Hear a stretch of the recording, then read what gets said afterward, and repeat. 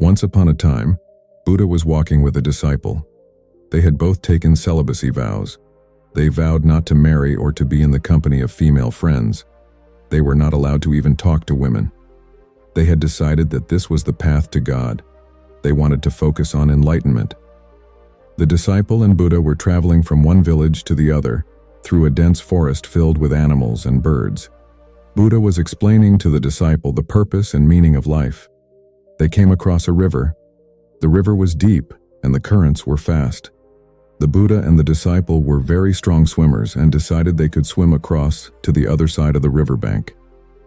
Just as they were about to enter the river, a young woman came running and pleaded for help in crossing the river. The Buddha, without a moment of hesitation, took the lady on his back and swam across the river. The lady thanked them and left. The disciple and the Buddha walked in silence for a long time after that. They reached the village they had set out for and were about to retire for the day, when finally the disciple asked him the question that had been bugging him for the entire time during the walk from the river to the village. "Oh, great Buddha, I don't mean to be impertinent, but a question has been at the back of my head for a long time. We have taken celibacy vows, and yet you took the lady with you in the river. Isn't it against our principles?"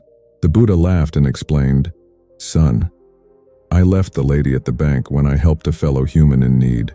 You are the one who is carrying her in your head."